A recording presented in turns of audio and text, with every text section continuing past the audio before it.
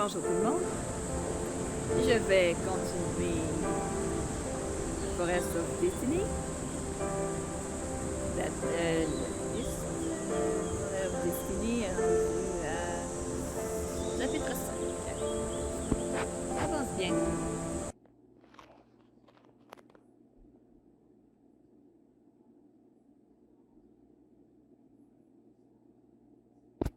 Bon, je vais.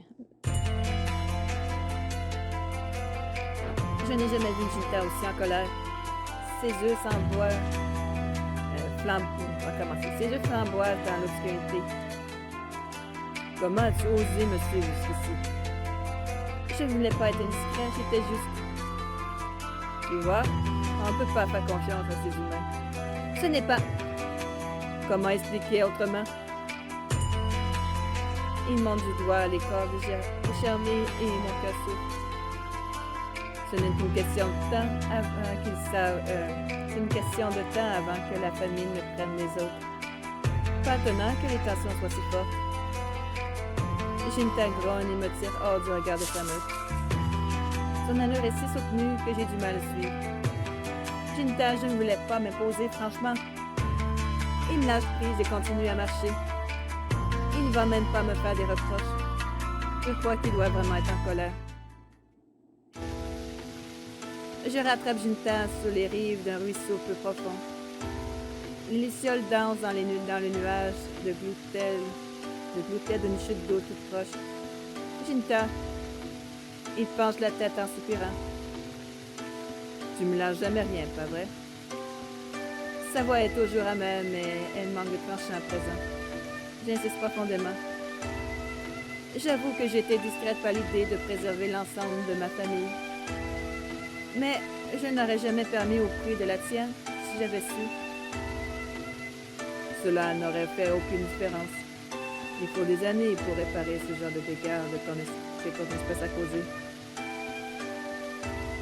Ces mots sont plus chargés de douleur que de malice maintenant. Si tu ne veux pas aider, alors au moins reste en dehors de mon chemin. Submergé de compassion, je tends la main vers lui. Dans un soudain élan de méfiance, il se dégage brusquement.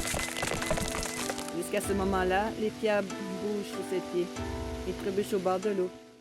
Il est sur le point de glisser. Que dois-je faire? J'aimerais attraper Jinta, mais j'en ai plus. Ma main commence à se lever, mais je le reprends. Peut-être qu'une banane exprès choisira le caractère, mais c'est alors qu'il s'accroche à mon bras. Puis nous basculons tous les deux dans le ruisseau avec un grand plouf. Étendu là sur sa poitrine, je me sens rougir. À ma grande surprise, je vois une étincelle dans son regard. Tu sais quoi? Je me sens vraiment rafraîchie. Je roule des yeux tout en me remettant debout. Ne te secoue pas pour autant. Je tends le bras pour l'aider à se relever. En tout cas, je suis désolée de ne pas t'avoir fait confiance. Il fait signe de tête d'un air sévère, puis nous grimpons sur la berge. Alors que je suis sur le point de partir, Jinta me saisit brusquement le bras. Lorsque je lève les yeux d'un air interrogateur, il fait un signe de la tête vers le sol. Piège à ours. Je distingue enfin les mâchoires cruelles dans l'obscurité. Y a-t-il au moins des ours dans ces bois? Il secoue la tête. Ces choses ne font pas discrimination de toute façon. Tu vois maintenant le genre de menace à laquelle nous sommes confrontés ici? Juste à ce moment-là, une faible lueur attire mes yeux vers ma poitrine.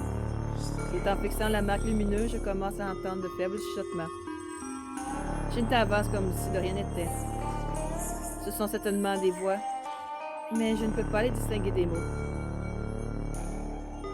Qu'est-ce que tu veux dire? Julie. Jinta me regarde en plissant les yeux, mais je le remarque à peine. Alors que le murmure devient un rugissement sourd, je commence à avoir des vertiges. Alors que je me concentre sur les voix, mes jambes se dérobent soudainement. Mais une paire de bras m'enlace avant que je ne tombe. Qu'est-ce que tu as? J'essaie de répondre, mais ma bouche n'obéit pas. Tout semble si lointain. Je suis vaguement consciente de Jinta alors qu'il me soulève dans ses bras. Alors que tout disparaît, je remarque un mouvement dans les buissons. Y a-t-il quelqu'un qui nous regarde? Je me réveille en sursaut dans ma chambre, ayant des yeux complètement désorientés. En me frottant la tête, j'essaie de comprendre ce qui s'est passé. Cette étrange sensation et ces voix lointaines, c'était exactement comme la nuit de la première attaque. Je sors dans le couloir et j'entre presque en fusion avec Junita qui fait les 100 pas. Est-ce qu'il a monté la garde pendant tout ce temps? C'est presque gentil. Merci de m'avoir amené à la maison. J'essaie juste de faire en sorte que ce soit la dernière fois, d'accord? Avec une grimace en disant au revoir, je me suis retirée dans sa chambre. Merci aussi de m'avoir monté la garde.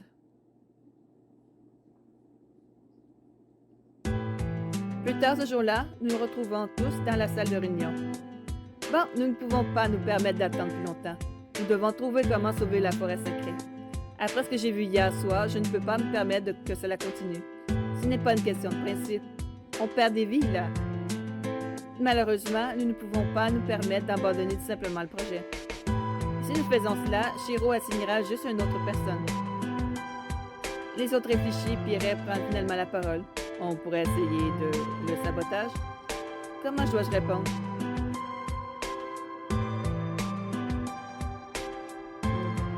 Cela n'arrêtera pas les choses pour toujours. Dans ce cas, on pourrait faire gagner du temps.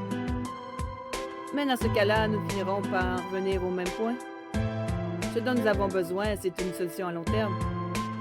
Ray secoue la tête d'un air grave. Non, vous ne comprenez pas. Je suggère qu'on sabote la Terre elle-même. Saboter la Terre? Qu'est-ce qu'il veut dire? Si nous rendons impropre à l'utilisation, le client sera obligé d'aller chercher ailleurs. D'accord, mais nous ne pouvons pas les bloquer tant que nous ne savons pas ce qu'ils comptent y construire. Réquisé. Pourquoi y a-t-il tant de secrets autour de cette affaire de toute manière? J'aimerais vraiment le savoir.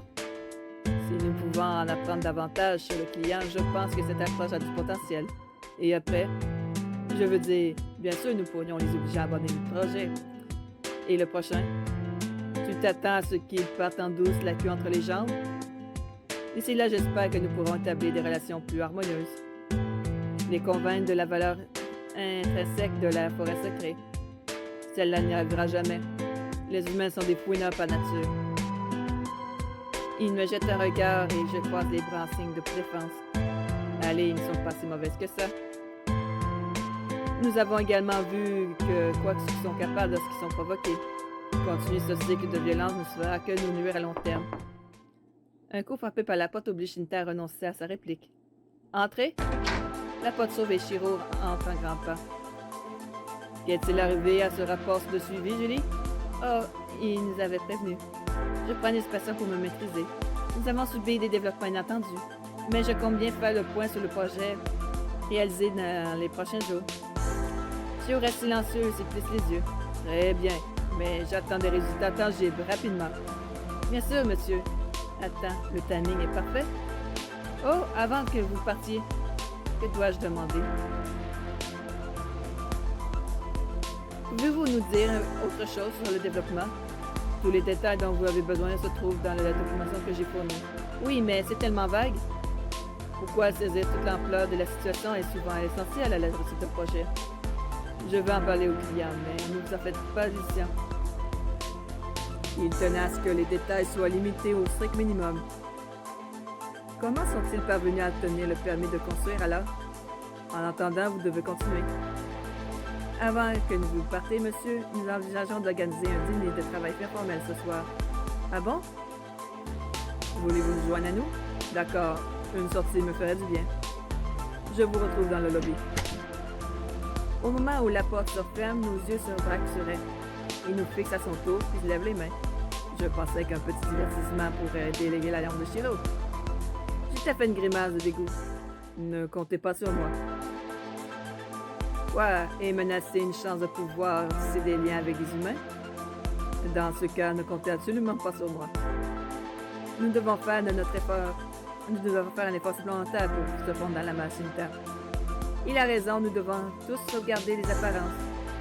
Il a gémi en se pressant le nez à l'arrêt du nez. Bien, mais ne comptez pas sur moi pour jouer le jeu. Plus tard dans la soirée, nous organisons une petite fête au restaurant. Ça se passe mieux que je le pensais. Manjita est à la limite de l'amabilité. C'est pourquoi je suis toujours sur le quai 10 minutes avant le départ. Je ne sais pas si je dois croire cette histoire, patron. Vous me traitez de menteur? Non, non, monsieur, c'est juste que vous êtes vraiment aussi bon que ça au jogi. Il n'y a qu'une seule façon de prouver une compétition. Quoi, ici? Oui, ici.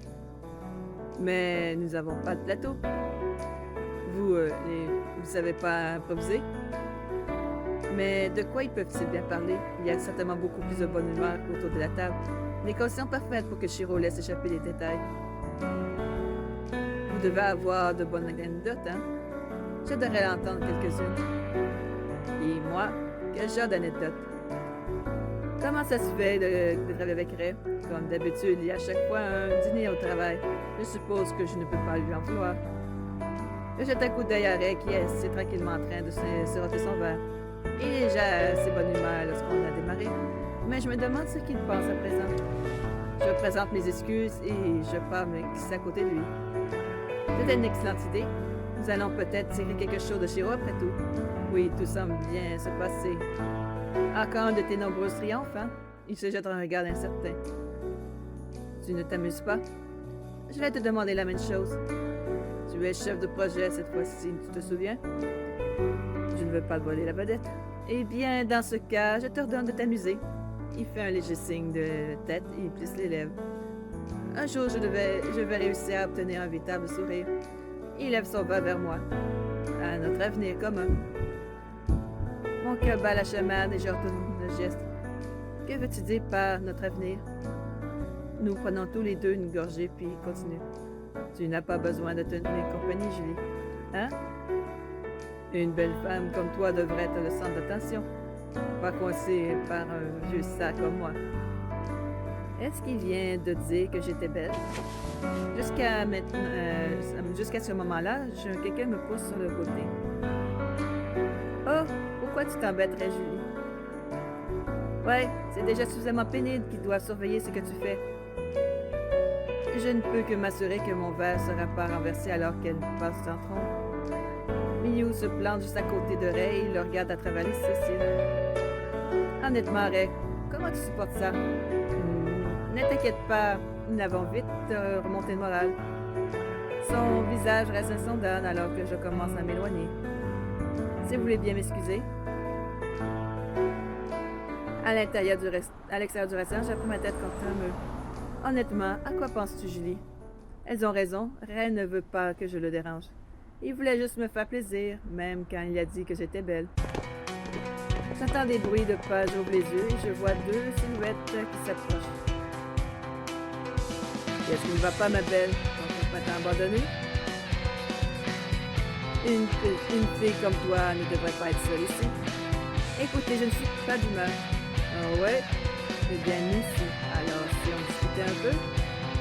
Il se rapproche et je me recule plus loin le long du mur.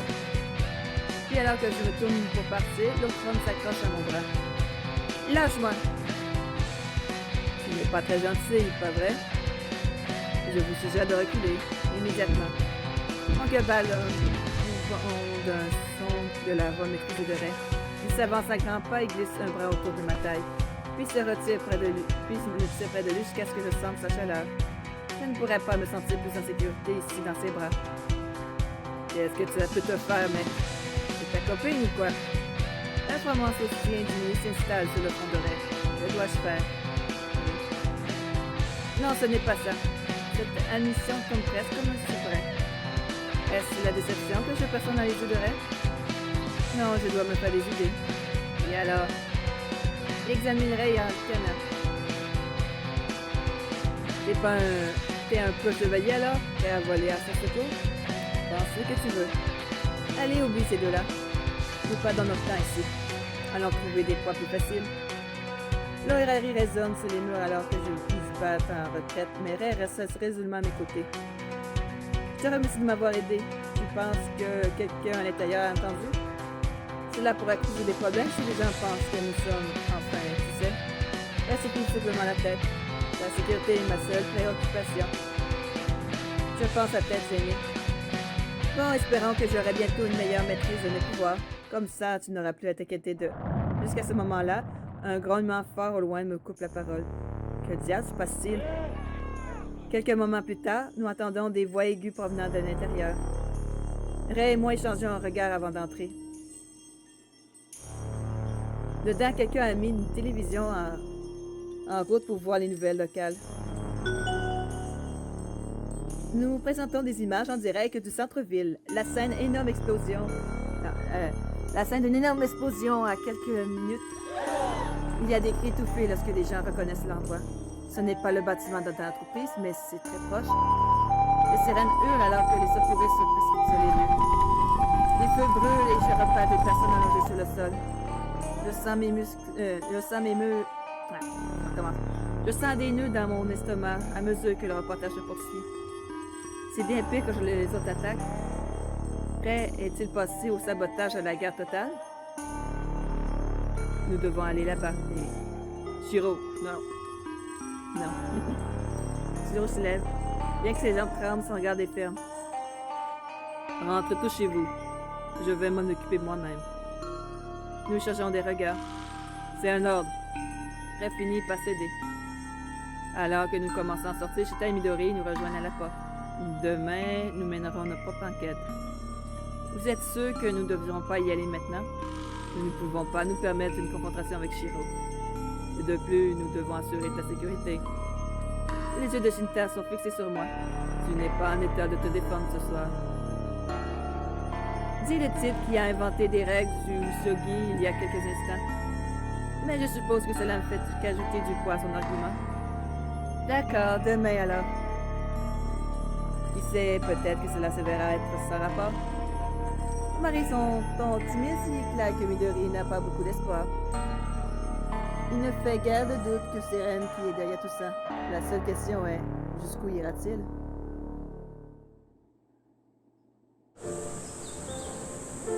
Ça avance bien l'histoire. Je suis pas sûre que ce soit vraiment Ray qui est dans l'histoire. Mais ce personnage... Elle a l'air d'être plus proche, par contre, de l'être. Mais on verra. Passez tous une bonne journée, une bonne soirée, à la prochaine. Bye bye!